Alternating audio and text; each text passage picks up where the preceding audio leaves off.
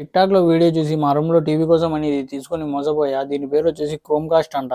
మా రూమ్‌లో టీవీ చానా రోజుల నుంచి పక్కన పెట్టినాము. ఇది వచ్చేసి నార్మల్ ఎల్ఈడీ టీవీ. దీంట్లో యూట్యూబ్, నెట్‌ఫ్లిక్స్ అవి ఏమి రావు. డిష్ వేపించుకోవాలి. మన ఇండియన్ ఛానల్స్ రావాలంటే నెలకు 20 దినాలు కట్టాలా. అంటే 5,000. 5,000 ఎవడు కడతాడులే అని పక్కనైతే పెట్టేసాం టీవీ. వాడెవడో టిక్‌టాక్‌లో ఇది యూజ్ చేసి యూట్యూబ్, నెట్‌ఫ్లిక్స్, ప్రైమ్ వీడియో అన్నీ వస్తాయని పెట్టినాడు. అది నమ్మి మేము వెళ్లి తెచ్చుకున్నాం ఇది. మా మేడంకి చెప్పకుండా టీవీని కార్‌లో వేసుకొని మరీ వెళ్ళా. అక్కడే చెక్ చేసుకొని తెచ్చుకుందాంలే అని.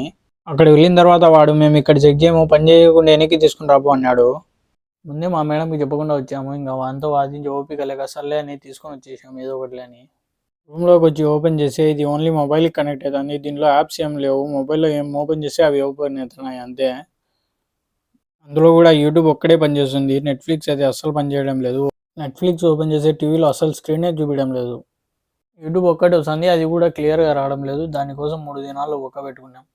నేను ఇది ఏంటికి చెప్తున్నా అంటే టిక్‌టాక్‌లో నమ్మి ఏ వస్తువులు తీసుకోకండి. ఒకవేళ తీసుకున్నా జాగ్రత్తగా చెక్ చేసుకొని తీసుకోండి. ఇదనే కాదు నేను చాలా వరకు చూసా. మొబైల్స్ కూడా సామ్‌సంగు, లెనోవో సెల్లులైతే తక్కువ ధరలకి ఆఫర్‌లు ఉన్నాయని పెడతారు. అక్కడికి వెళ్లి చూస్తే ఆ సెల్లుల పైన ఆ కంపెనీ పేర్లు స్టిక్కర్‌లు ఉంటాయి గానీ ఆ కంపెనీ సెల్లులైతే ఉండవు.